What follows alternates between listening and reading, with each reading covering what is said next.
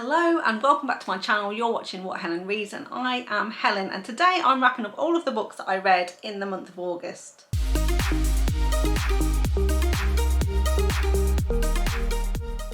Well, actually that is a little bit of a lie because we're currently only on the 28th of August, so we've got 3 days left to go, and I'm pretty sure I'm going to at least read one more, if not two.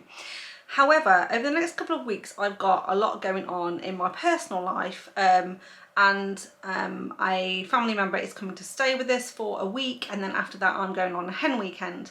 So I'm not going to have any time to film next weekend or the weekend after, so I'm kind of have to batch record some of these videos, which also means I've got to stop the month of August pretty short and just catch you up on all the ones I've read so far. And since I have already hit my quota of 15 books for the month, I thought that's a good place to stop. And if I do end up reading a couple of more before the month end, I'll just roll those into September and catch you up then in terms of what I've been reading. For the first 28 days of August, here are my stats.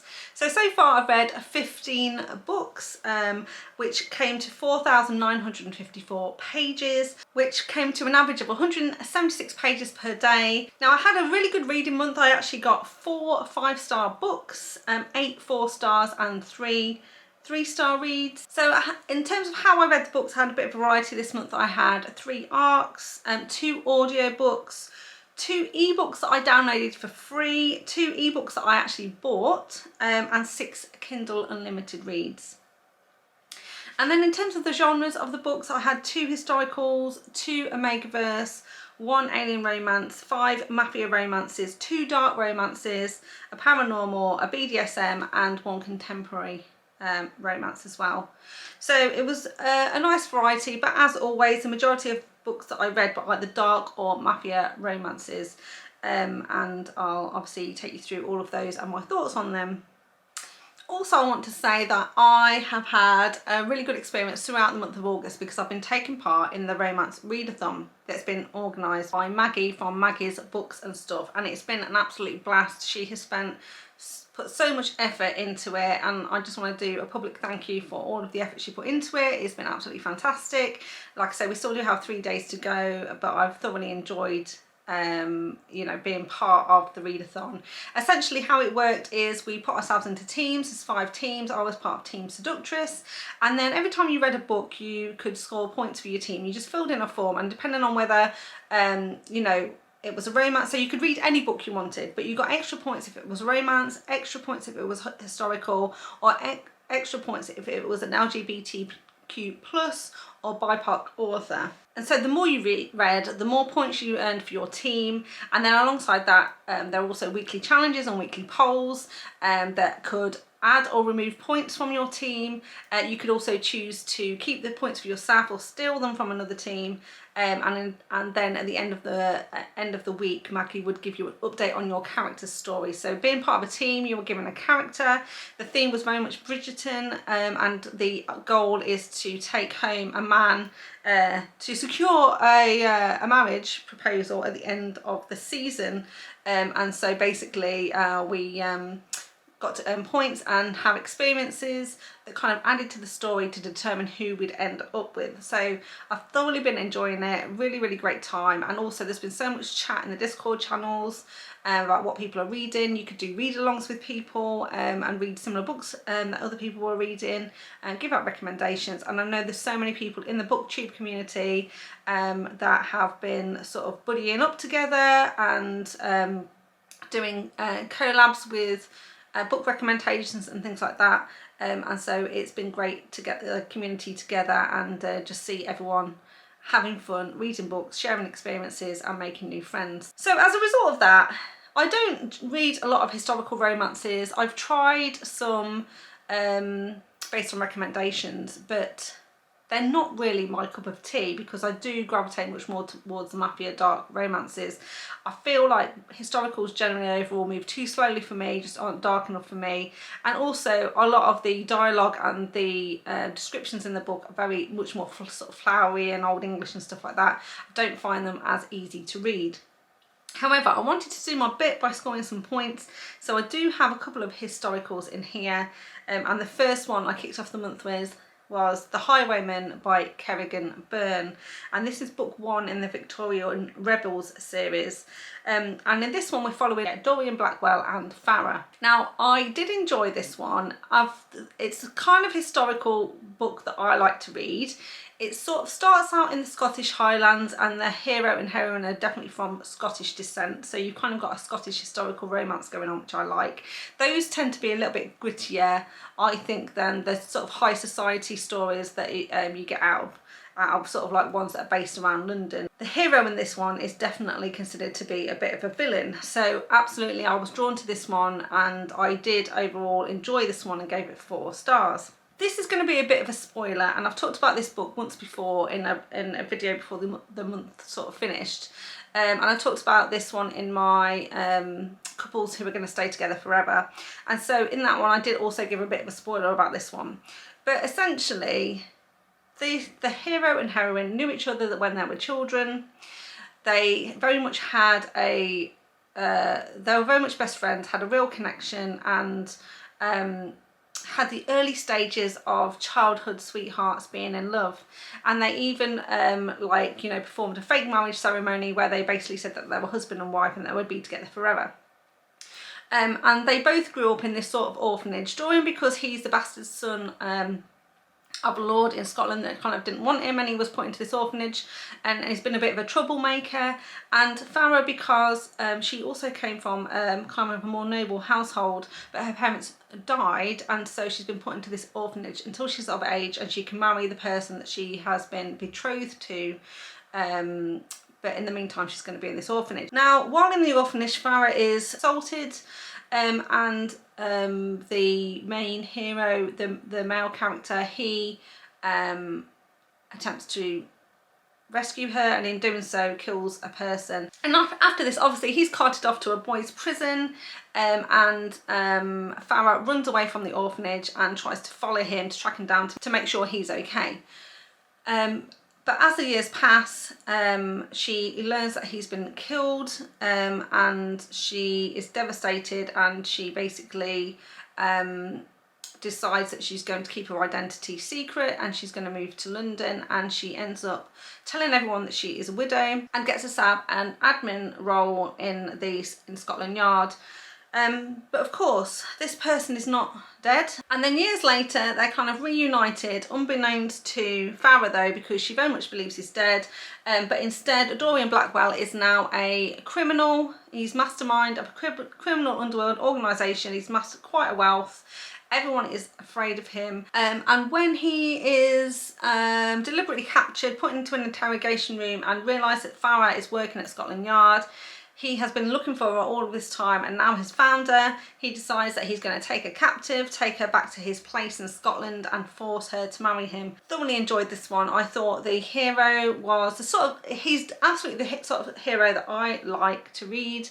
You know, he's dark, he's dangerous, he's mysterious, he's obsessive, and he is quite troubled, but ultimately he would do anything for the woman that he loves. And I just love the fact that these two have been pining for each other for such a long time, and that ultimately they get their second chance. So then the next book I read was an arc, and this was The Alpha's Resurrection by Marlowe, and it's book 3 in the After End Omegaverse series.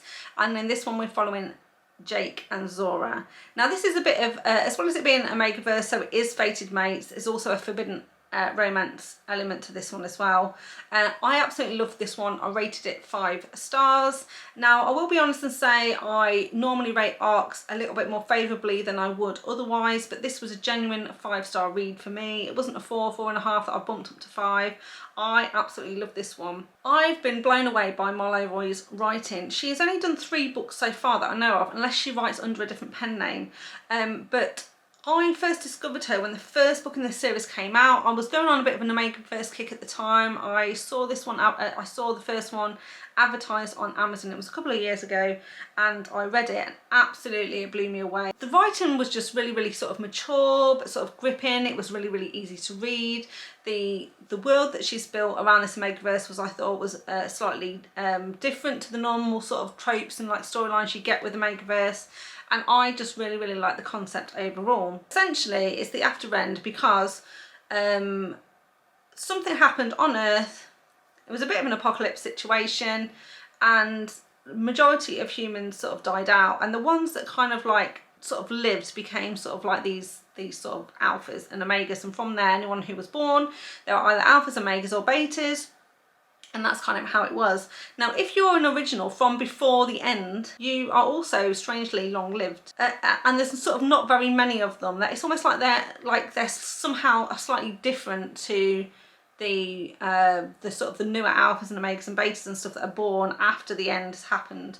And so book one is very much about this man who is very, very old. He's been around since before the end, and he used to be a doctor in the old world, and he's been living for 100 years. In fact, he's got to the point where he's almost like sick of it, and it's like considers ending his own life until he meets his omega, and that changes everything. But he is the alpha of alphas in his community, and they've kind of got this kind of like town sort of set up that is protected by them, and they kind of like live in this community together, and they take in people who kind of need shelter, and they are much more sort of like forward thinking than a lot of the other communities that have been set up. Because this alpha of alpha, he was around before the after end, he understands that like women are important in the community, that they are equal to men, and that they shouldn't be sort of like, you know, forced to do anything that they don't want to do. But in some of the other communities where they don't have people from before the end, where they very much live in these patriarchal societies that are absolutely ruled by the alphas, the omegas are not treated well, they're very much seen as property, and so you kind of get this rift in the different societies or different communities. Now Jake is a character from before the end. He was a very good friend with the hero from book one, but he has seen and experienced quite a lot of trauma since the end, and in fact in book one we meet him and he is a little bit unhinged, he's gone a little bit crazy, and he's not quite himself.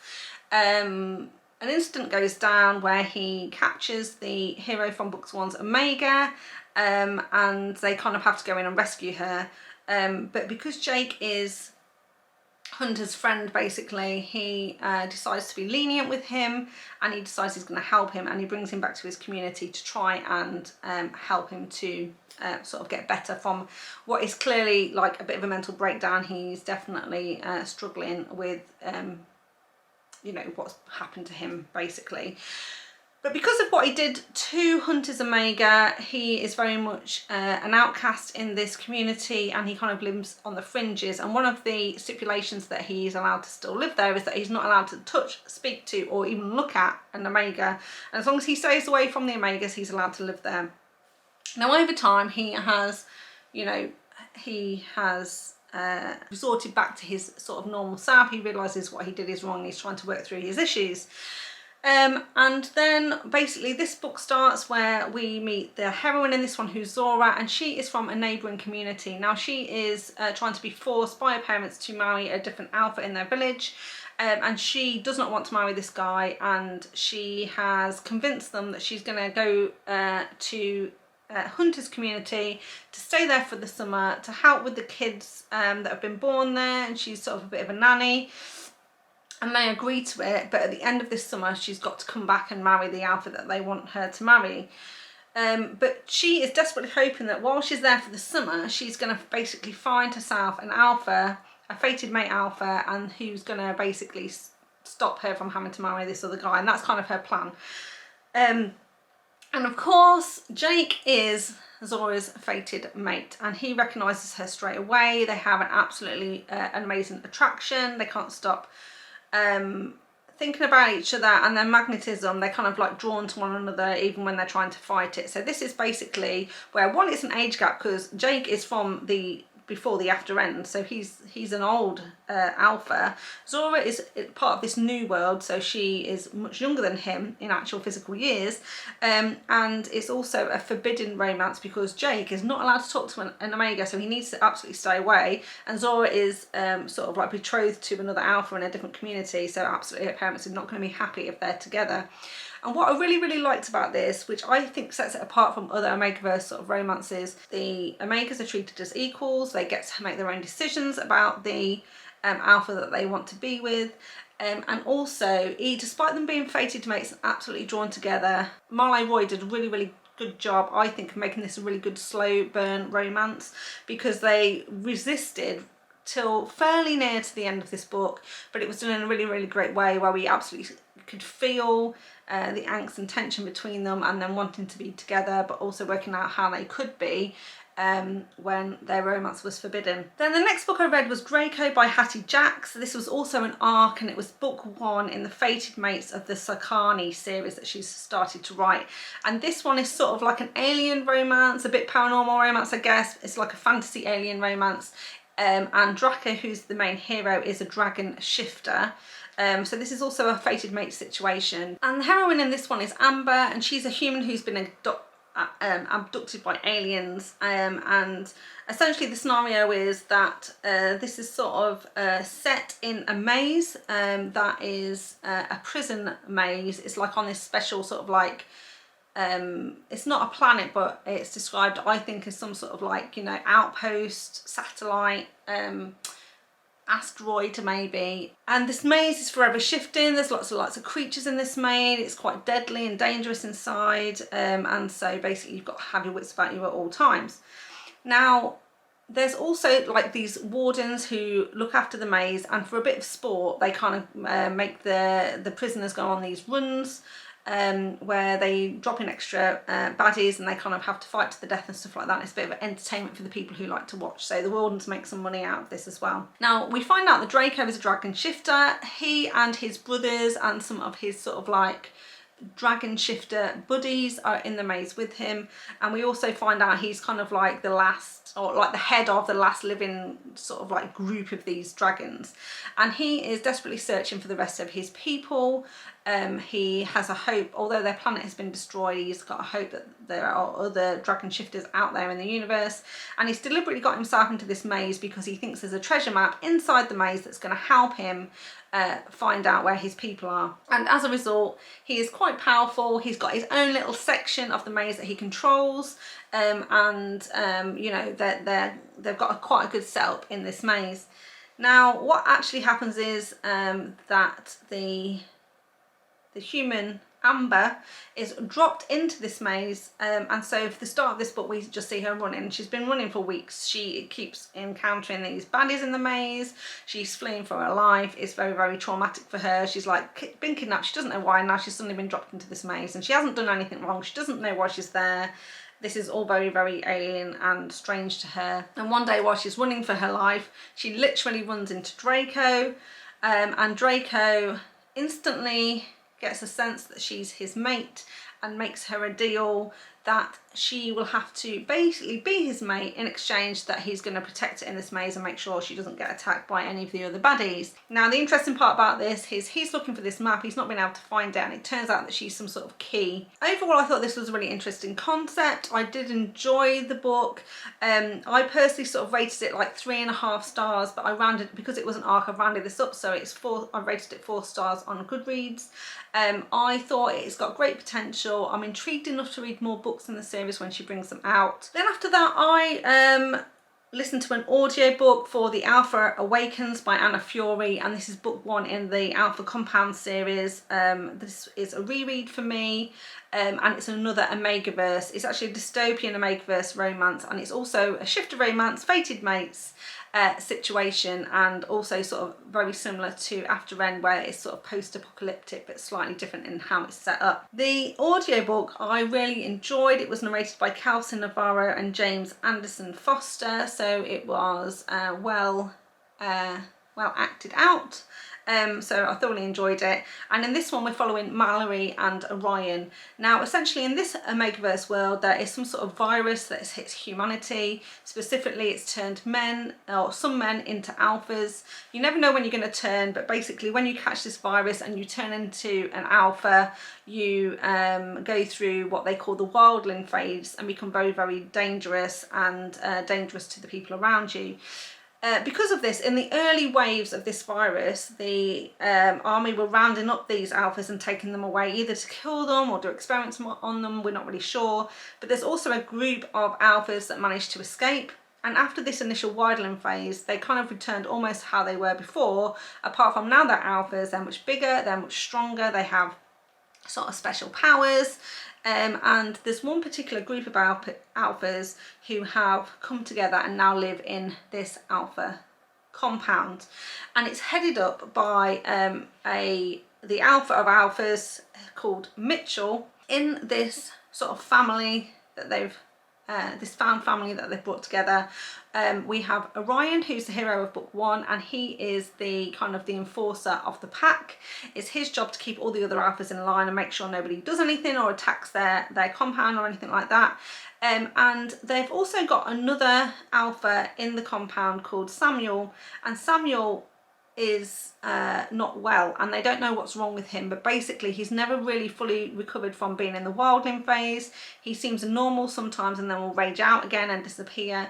And Orion's been spending quite a lot of his time following after Samuel when he gets into one of these hazes, and has to kind of go and get him back and make sure he's not doing anything he shouldn't be. And so at the start of this book, Samuel's gone off on another rampage. Orion has followed him into the city, and that's basically where we meet our heroine, Mallory. Mallory is a journalist, but she works from home.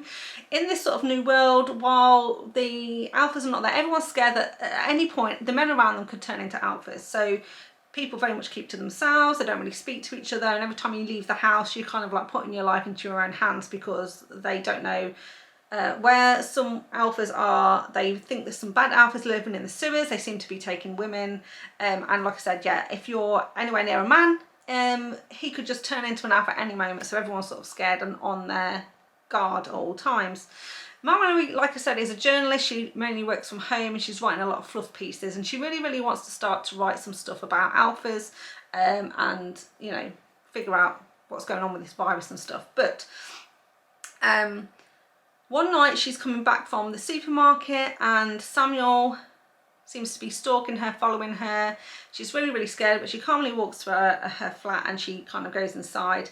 Now just before she goes inside, Orion manages to catch up with them, and so she kind of sees Orion subduing Samuel and, you know, saving her from Samuel. So she's a bit like, this seems a bit weird. Why would one alpha rescue her from another alpha? It doesn't make any sense.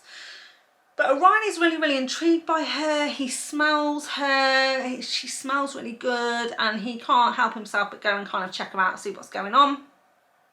And so he observes her from outside for a little bit and kind of follows her. Anyway, he takes Samuel back to the compound, and he tells Mitchell about this woman, and Mitchell says go and spend a bit more time watching her, see if there's any reason why Samuel would have picked her out from the crowd, see what's going on there, and see if you can figure it out. Anyway, Orion does this, but he's very intrigued by her. Spoilers, but they are fated mates, so he can't kind of stay away. But they have an interaction together, which basically is very confusing for him, but also quite shocking for her.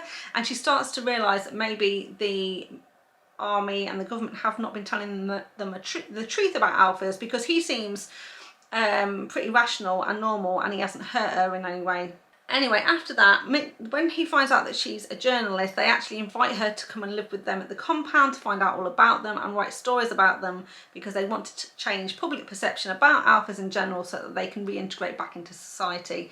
And that's kind of the start of the story, the start of how it all works. And obviously when Mallory goes to live at the compound, she gets much closer to Orion. They get the chance to develop this relationship, these feelings that they've got for each other, and kind of the story goes from there. So the next book I read was Hook by Bianca, and this is book 2 in the Once Upon a Villain series, and it's basically a Peter Pan retelling where the villain, Hook, is our main hero or anti-hero. This is basically a forced marriage, and it's between Killian Hook and Gwen. So Gwendoline, like basically Wendy, that's kind of where the connection is with this sort of story. Now, I gave this book 3 stars. I did like it, but if I'm honest, I was disappointed by this one. I have recommended Bianca Cole's books on more than one occasion, and particularly her Mafia, her Boston Mafia Dons series, which I really enjoy. But I think I've almost come to the end of my interest in her writing. When I first got into Mafia romances, I absolutely ate all her books up, absolutely loved them, kind of love the heroes. Now, I've said this more than once, you do need to check the trigger warnings. The books are sort of erotic romance. The heroes are all alpha holes, they don't treat their women very well. But ultimately they kind of bend and they fall in love and all that good stuff. And I think when I first read her books, that was different and interesting, and I was kind of interested in reading about those. But over time, I don't know if they've got really samey. I can't ever distinguish between the heroes, they kind of all act exactly the same, or if Bianca Cole's writing generally has, you know, just come to a plateau, if you like. I'm not really sure.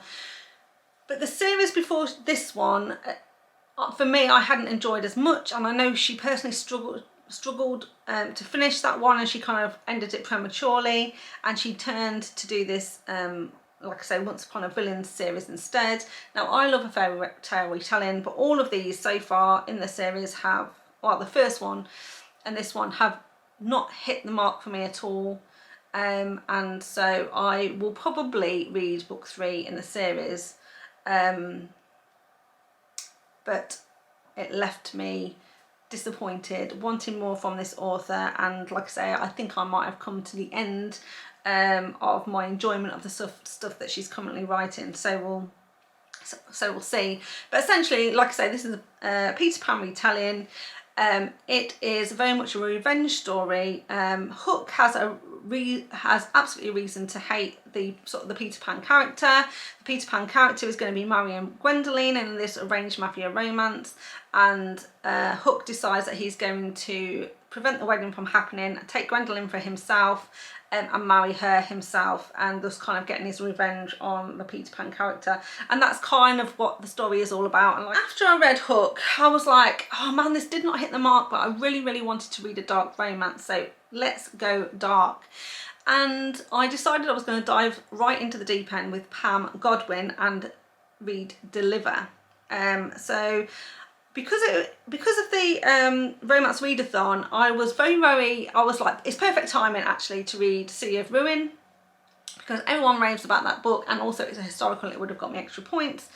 But I was just like, oh, you know, I just feel like something else. And so I saw Deliver and I thought, I'm gonna dive into that.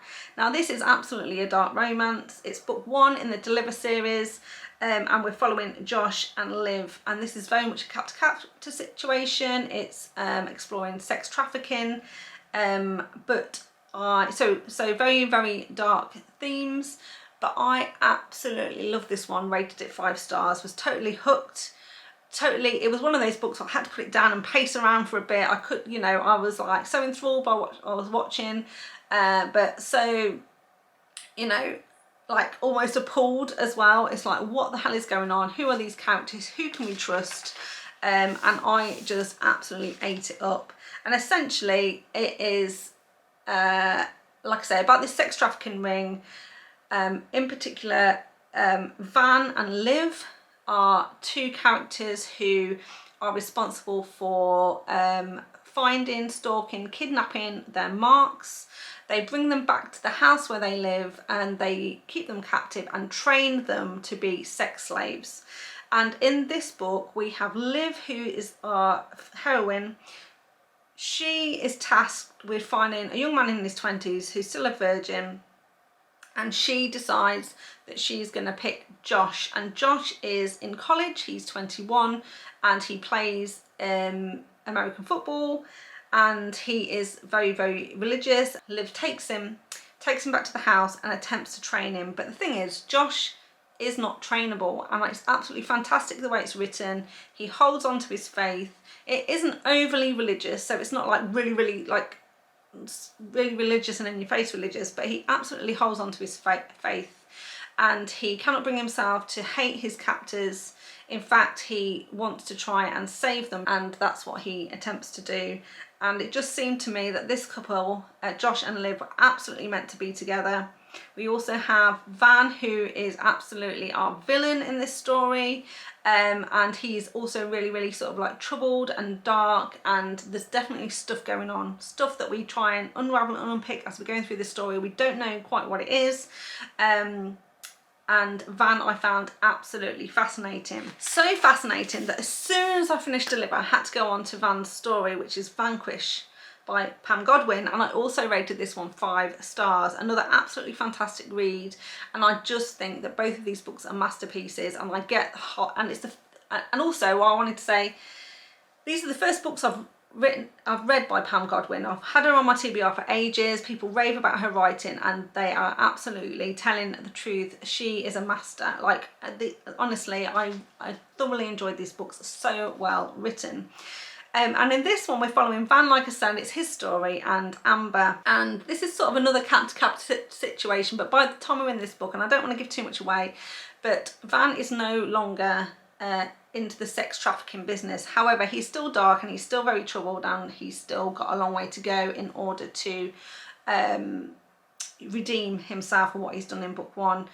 But the interesting one in this is that while Van is doing a bit of stalking, he happens to come across Amber, and Amber is very troubled herself. She's agoraphobic, she never leaves her house, and in fact she's even afraid to step out onto her porch. And when he realises that she's maybe troubled and twisted and a little bit sick herself, he becomes absolutely fascinated with her and decides that he's going to want to try and save her. And of course he does that in a very Van style, where he basically takes her captive and forces her outside and to various places. But she becomes his perfect captive in a way, because he doesn't even have to tie her up. He can just leave her in the house and know that she absolutely won't escape, because she's too scared to go outside, and she's more afraid of going outside than she is of him. And this is absolutely fascinating to Van. They have a very interesting relationship. But again, I just love the way Pam Godwin navigated the trauma that these two had gone through, their mental illnesses that they were clearly trying to deal with. And ultimately absolutely made you feel that Van absolutely redeems himself, and you want him to have his own happy ever after. So I will definitely be carrying on with this series. There's 9 books in total, and I will definitely be reading more in Pam Godwin's backlist as well. Then I went straight on then to A Lesson in Blackmail by Robichaux, and this is a novella which I rated 4 stars, and this is book 6 in the Club Alias series. Now normally, as you know, I like to read books in order, but I've never read anything from the Club Alias series before, but I knew that they were sort of like written by different authors. You could dip in and out, and they didn't necessarily 100% interconnect or cross over, so I could read this out of order. And my main motivation for reading this one was because I believed it was a stalker romance, and therefore I was going to read it to see if I could recommend it in a stalker romance recommendation video that I've recently put up. However, it was a quick read, so that was great because I got through it pretty quickly, but I wouldn't classify this as a stalker romance. I mean, it had a little tiny stalker element right at the start, but after that it became something else. Also, I think the title of this book is very misleading, because there was no blackmail really that went on in here, and what we actually get is a reverse age gap, forbidden romance, because it's between like a teacher sort of and a student. And also it revolves sort of around a sex club and has a lot of BDSM elements. Now going into this one, what I actually thought was that it was going to be about Nathaniel and Evelyn, and I thought Nathaniel, he's an 18-year-old boy, he has been stalking Evelyn, and he follows her to a sex club one night, realises that she's got submissive tendencies, and then blackmails her into being with him and having a relationship with him. And so I thought Nathaniel was going to be a very dark sort of hero, that she was going to be forced into this, and it was going to be a very dark and twisty sort of situation. And although that's how it sort of comes across and appears, that's not actually what it's about at all. And I but equally I thoroughly enjoyed this one. Again, it was really, really well written, and for a novella in particular, the author got a lot in, I think. What actually happens in this one is that is all true. Nathaniel is obsessed with Evelyn. It's a reverse age gap. He's 18, but she's only 24, so it's not like she's like loads and loads older than him. And she's actually a librarian at his school. Now, he's pretty powerful and wealthy because he comes from the founding family who set this school up and kind of pretty much owns everything in the village. And so his dad is essentially Evelyn's boss. And he has got his eye on Evelyn. He's very, very intrigued by her. And in fact, he's been doing the whole bullying thing where he's sort of been making her squirm a little bit, just really, really keeping his eye on her, making her feel uncomfortable while she's in the library. And so she's feeling a bit, you know, she's feeling a bit uncomfortable about this situation. But that's as far as it sort of goes. But he's obsessed with her, and one night he decides he's going to go to her house on Friday night just to see what she's up to. And actually what she's doing is she's slipping out of the house, and he decides that he's going to follow her. And when he follows her, he realises that she's going into a sex club. He follows her inside the sex club, and he realises that she is a submissive. Now, he's extremely intrigued by this because he's got dominant thoughts and fantasies and tendencies. And when she realises that he's followed her in there, she's mortified, and he kind of gets her out, gets her to go home with him on the basis that he says, oh, I've seen you in here. If you don't come with me, I'm going to tell people that you're here. And she's like, no, no, please don't tell anyone. You're going to ruin my career. I can't have anyone know that I frequent the club. And he said, well, you better come back with me then. So she does. So this is this is the stalker element's already happened. He's just obsessed with her at school, and he's followed her to this club. And that's the end of the stalking that he does. And this is the only element of blackmail we get in here as well, because he sort of says, come back with me and I won't tell anyone. But very, very quickly it becomes apparent that he likes her, she likes him, and no more blackmail is required because he convinces her that he is very interested in the BDSM lifestyle himself. He would absolutely love to be a dom, and he wants her to train him to be a good dom. And so the story is about kind of that happening with, and them developing as a couple together in this sort of dom sub sort of relationship. And like I said, he was what I thought he was going to be, a very dark hero to start with. He ends up being a very much softer, gentler sort of person, and their relationship is very organic and very beautiful to watch. And I thought it was really, really done well. So I would highly recommend. Then I read another arc. It's Destined by Poppy Aster, and this is the third story, or the third part of the Monster Gentleman's Club. Now, these are all short stories, around 60 to 75 pages each, so not very long at all about the same couple, Jarek and Mercy, and this is part 3. I absolutely love parts 1 and 2. I've spoken about them before, and I gave this one 4 stars as well. I thought it rounded out the story really well and sets up potentially other short stories revolving around this gentleman's club. And essentially what's happening here is that there's a monster gentleman's club because there are monsters in this world, but they need to keep their identity secret. So what happens is they take willing humans, they come to the club, they get to pick the woman for the night, they spend the night with them, and then in the morning the woman goes away with a lot of cash for the services rendered, but also gets their memories wiped so that they don't remember what's happened at this club, and their monster identities are kept secret. Now, in this story, what actually happens is that the heroine in this one, Mercy, she accidentally finds herself in the wrong part of town, is forced into this club, gets auctioned to Jarek, who is a werewolf shifter. Jarek realises pretty quickly that she doesn't know where she is or what she's doing there, but decides he's going to have the night with her anyway. And then at the end of the night he erases her memory, and that's sort of the end of book 1. And then we move to book 2, where despite the fact that she's lost her memory, she's drawn very much back to this club, and she bumps back into Jarek and they end up being together. But then at the end of book 2 something happens which leads them to the parts of book 3 where they find themselves in a bit of a situation where they need to start changing some of the rules, because it's forbidden for humans on these shifters to actually end up together, but you know, Jarek's going to do what he needs to do in order to claim his woman. I just loved it. They were very, very short stories, very, very fast paced. Poppy Aster does a great job of jamming a lot of heart and feel into these stories, even though they're very, very short. and I just thoroughly enjoyed the stories overall. Like I said, rated it 4 stars. Then the next one was another short novella. This is The Promise of a Kiss by Kate Bateman, and I thought this was absolutely delightful. It was a historical romance set in Egypt in 1815, and I rated this one 4 stars. It absolutely has the mummy vibes. It's about Harry and Hester, and Hester's been travelling around with her uncle. They are map makers. They find themselves in Egypt making maps, but then unfortunately her uncle passes away. But it's her opportunity to take a little bit of independence. She knows that she really should go back home to England. She can't really be in Egypt unchaperoned, but she decides that she's going to take advantage and spend some time independently carrying on her uncle's work. And then we have Harry, and he is a friend of the family. He is asked to go to Egypt to go and collect her and chaperone her back to England.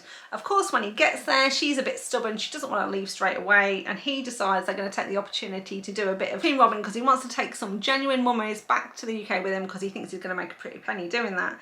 And so they have this kind of like fun adventure in Egypt, and eventually get on a boat back to France. Other stuff goes on, but like I say, it was absolutely delightful. Really liked it. No steam in this one, absolutely whatsoever. But it was my first dabble into Kate Bateman. We'll absolutely be reading something from her again. And in fact, she was one of the authors that I met at Rare 23 in London. She was lovely in real life, and this was one of the books that she gave us a QR code for that we could download for free. And so again, because it was the Romance Readathon, I wanted some extra points for a historical and another quick read, and so I dove in, and I don't regret it at all. I really enjoyed that one. Then I did a reread of Lies Like Us by J.T. Geissinger, and this time I listened to the audiobook. It's book 1 in the Morally Grey series. In this one we're following Callum and Emery, and it's kind of a marriage of convenience sort of story. The first time around I rated this one 4 stars. I thoroughly enjoyed it up until the last portion of the book, and I was a little bit unhappy about how it all played out, and also at the time I didn't like the fact that we didn't get Callum's point of view. Everything was from Emery's point of view, but it has all the hallmarks of a J.T. Geissinger. We have a very sort of like stubborn and moody hero, and we have an absolutely you know, vibrant, mouthy heroine. The banter is fantastic between these two, really funny. She's also got a great circle of friends, and essentially what happens in this one is that she is the owner of an independent bookshop. However, there's a big bargain books that's just opened down the road, and it's putting her out of business, and she basically is forced into laying off her staff and closing the business down. And she is out one night at a restaurant with her staff, apologising to them for the fact that she's going to have to let them go.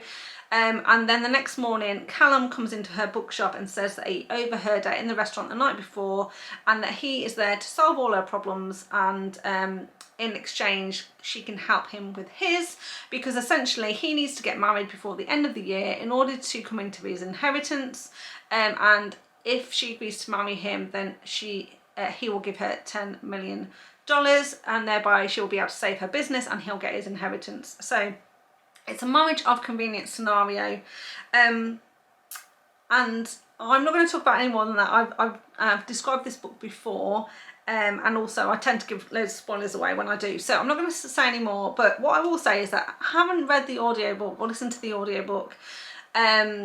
I was teetering on the 4-star anyway before, and I think the audiobook I would definitely rate 5 stars. It's narrated by Tara Langella and Troy Duran as the main narrators, and then we have Thomas Oakley and Brooke Daniels, who also do parts of it as well.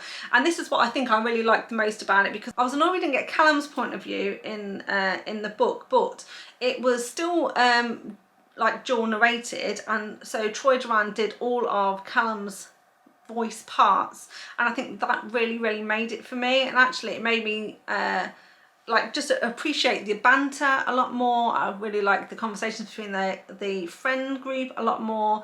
And this time around, because I knew how it was going to end, I was less disappointed with the ending, and therefore overall I enjoyed the book much more the second time around. So like I said, I haven't changed my rating on Goodreads, but I think I would definitely rate the audiobook 5 stars. So then I went on to Illicit Heir by Maggie.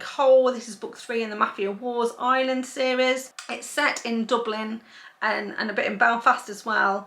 And this is a one-night stand sort of arrangement, a secret baby, and it's enemies to lovers as well. Now I kind of rated this one 3.5 stars in my head. I was a little bit disappointed with it, but I kind of rounded it up to 4 stars on Goodreads. And I'll explain why. Because in this one we're following Devin and Lauren, and Devin is one of the O'Connors. He is one of the brothers from the other 2 books, and also Bridget's brother from the Mafia Wars series. And he decides he's going to stir up some trouble, go to Dublin and deliberately hook up with an O'Leary lady to see what all the fuss is about, basically, because his 2 other brothers have basically married now some O'Leary women, and he's like, what is all the fuss about? They're our rival family, this is absolutely forbidden, but there must be something special between the legs of these O'Leary women. I want to find out what it is. And so he decides he's going to drive to Dublin, goes to a pub where he meets Lauren, and pretty much tricks her into sleeping with him for the night. Now in the morning she figures out who he is. She goes absolutely crazy. She's like, get out, you've totally tricked me, I can't believe you've done this. And if anyone found out in the O'Leary family, she would be in a lot of trouble for sleeping with her enemy. Anyway, he leaves, they go their separate ways, but a few weeks later she finds out she's pregnant, and now is in a bit of a quandary because she cannot tell Devin that it's his child, because she very much fears that the O'Connors will take the baby from her, and she can't tell the O'Learys that she's pregnant with another man's child, particularly the enemy, because she knows she'll be in serious hot water. So she decides that she's going to run away, and then they spend the next several months trying to track her down and find out where she's gone. Just a little bit disappointed with how this one went. I didn't like the time jumps. There was a lot of time jumps in this, like a month later, 2 months later, another month later. We had a lot of time jumps where there was a lot of time spent with them trying to track this person down. And then when they finally did track her down, I didn't really like how it played out. And in addition to that, I don't really like Brodie and Elena's characters either. So Brodie and Elena, they are the hero and heroine from book 1.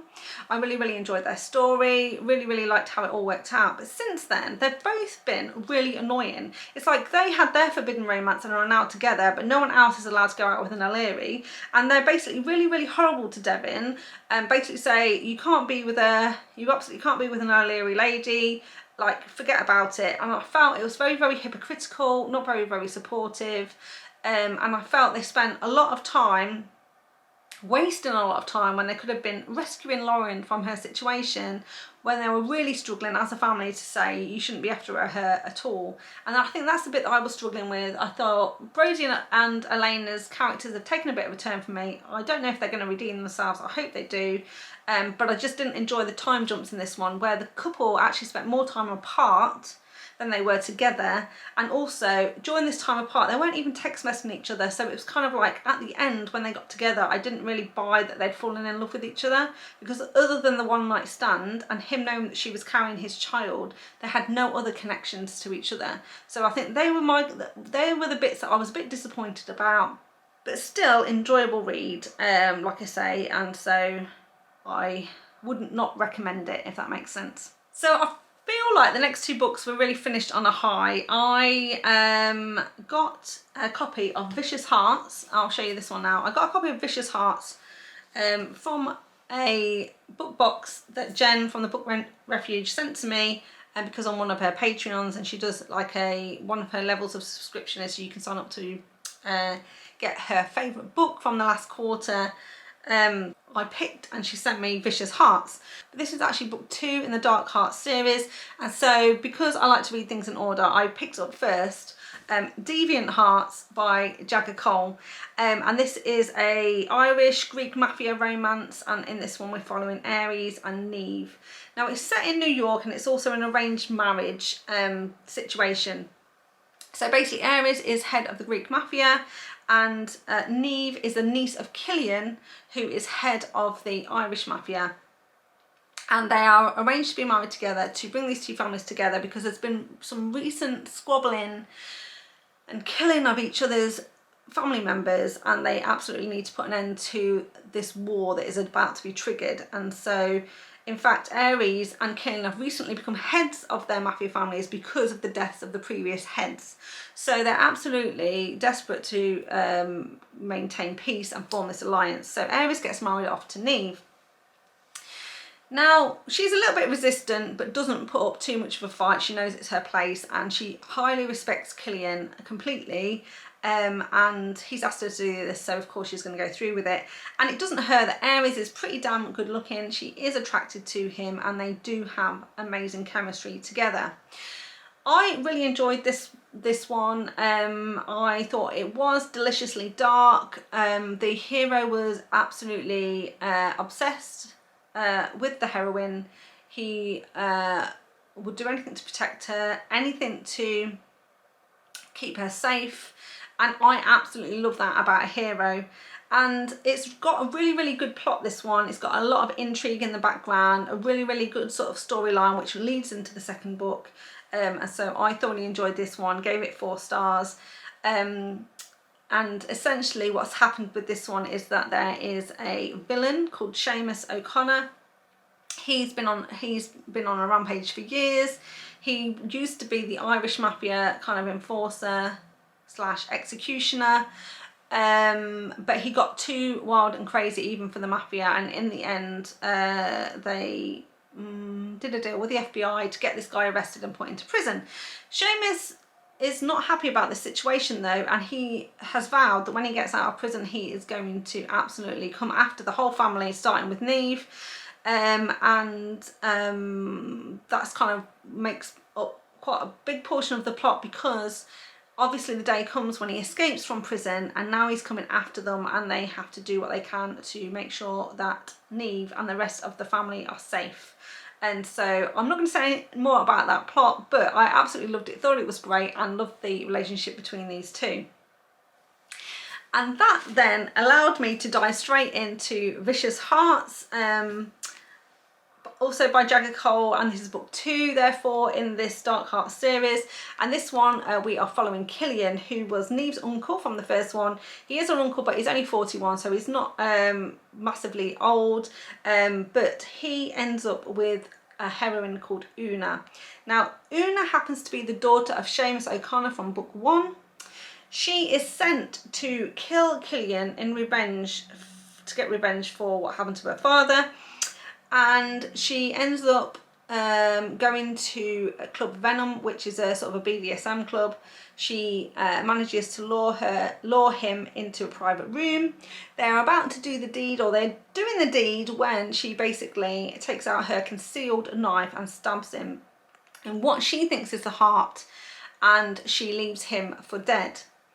But Kerrigan is not dead, and he then is furious that he's been stabbed by this girl, and he sets about trying to find her. And when he finds her, he captures her, tries to find out why she's tried to stab him, who she is, and when he figures out who she is, and more political mafia stuff goes down, he decided that the best way to sort this all out is to marry her. So we have another sort of forced marriage, arranged marriage situation, bit of a captive, close proximity. The thing is, what I love about this one, and I did really like this one, it was another 4-star read for me. Kerrigan is absolutely a psychopath. He is a true psychopath. He's a sadist. He is very much a dominant in the bedroom, but he will do anything for the people and his family that he loves. Our heroine Una also has some very dark desires in the bedroom, so that they are perfectly matched sexually, which is fantastic. It leads to some very sexy steamy scenes, but also has a great story when we figure out what's going on, and a really good showdown at the end, which we always love a good showdown.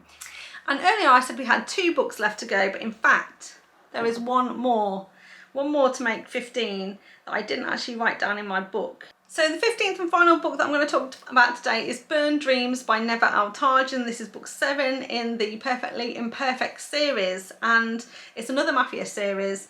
And in this one we are following Alessandro and Ravenna, and this is kind of a bodyguard romance, sort of. Let me explain. So I love the fact that this is sort of interconnected to some of the other books, and we find out a little bit more about it. So Alessandro used to be part of the assassin group that Sergei was part of. So you remember Sergei from a previous book, I think it was book 5. And he was a little bit unhinged and crazy. He obviously had been mistreated in the military. He'd obviously seen some very traumatic things. Well, Alessandro was with him in that military unit, going around assassinating people. So that is a connection there. And Felix, who we've met before, is kind of Alessandro's handler. Now, Alessandro was forced into being part of this military unit, and he didn't really want to be there, and he's been secretly saving some money to get out, and he has a wife called Natalie. Now, on the day that he's supposed to be escaping with Natalie, she has she's involved in a traffic incident where she's walking on the street and a car basically knocks her down and leaves her for dead.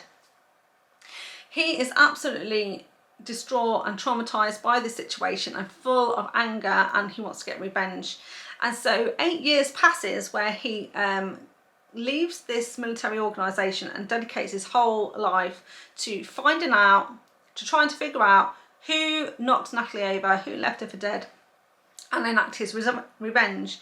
Now his discovery, his investigation takes him to the Cosa Nostra in New York, and this is where this book then crosses over a little bit with Salvatore's story, and I can't remember which one was Salvatore's, but I think it might have been book 4. And we cross over with Salvatore's story, where Alessandro works his way into the organisation and becomes Salvatore's bodyguard, and in fact is the bodyguard that saves Mylene's life in that story. And then he gets reassigned to basically be the bodyguard for Rocco, and Rocco is one of Salvatore's capos, and his new wife, Ravenna. Now the thing is, Rocco is the person that actually mowed down Natalie, and so now Alessandro is in the perfect position that he's been waiting 8 years to get himself into, to take his revenge on Rocco. And his plan is that he is going to take his life apart step by step, and ultimately the grand finale will be to kill Ravenna in front of him before he kills him as well. So it's like an eye for an eye. He's going to take out his wife because he took out his wife. That makes sense. However, Ravenna has been forced into this marriage with Rocco. It's a tale as old as time. Her brother owes Rocco some money, and in exchange for clearing the debt, he forces her to marry him. But he's not a great guy at all. He is horrible, he is twisted. Not only that, he's impotent, and he's very, very angry that he's impotent. And instead of basically forcing himself upon her because he can't, he decides he's going to beat the shit out of her instead. And so for the next 6 months, she lives in a state of fear, and is basically just enduring her life with this monster. Now he controls everything about her life, when she goes out, who she speaks to, and all of that good stuff. And he asks for Alessandro to be her bodyguard because he's had to kill the previous 3 because he's so obsessed and paranoid and jealous of anything his wife does that if she even looks at the bodyguard the wrong way, or the bodyguard accidentally touches her, he ends up killing them. But he's heard that Alessandro is gay, and therefore he thinks this is a safe bet, so he basically asks Salvatore for Alessandro as the bodyguard, and he becomes to be the bodyguard. So this is where we're up to. And of course, as Alessandro follows Ravenna around, observes her behaviours, he slowly but surely works out what's going on, realises that her husband is abusing her, that she has no love for him whatsoever. He then starts to alter his mind about what the plan should be, because he realises that he can't bring himself to kill her. And so they end up getting quite close, forming a relationship, and it's about basically how they're going to get her out of this marriage while he can still take his revenge, and basically not get into trouble with the mafia. So I really thoroughly enjoyed that one, gave it 4 stars, and I've been loving that series overall. So there we have it. I have been talking at a great pace. I've still talked for hours, it feels. I'm really hoping that this isn't going to be too long, but I feel like it might be. So I'm either going to have to be hacking, editing very, very harshly, or we're just going to end up with a really long video. If you made it to the end of this video, I want to say thank you very much for your time. I really do appreciate it, and would ask that you give it a thumbs up if you liked it, and remember to subscribe to the channel if you want to see more content from me. So thank you very much, and I'll see you next time. Bye. Thank goodness I didn't wait to record this till the end of the month when I'd have even more books to review. But also means that so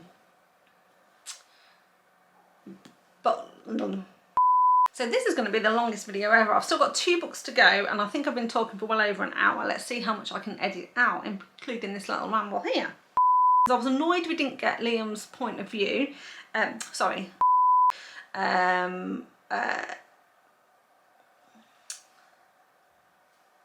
Tomb Robin. And I've been talking forever, and we're only on book 5. This is not gonna be a short video. You know, taken by the local. Why am I struggling? It's a struggle. Focus, Hannah, focus. Have another drink. Which is an average of about 160 pages a day if you factor in the 31 days, which is kind of what I did because that's how I normally do my roundups. But it would be slightly more if I only factored in for 28 days. In fact, let me do that.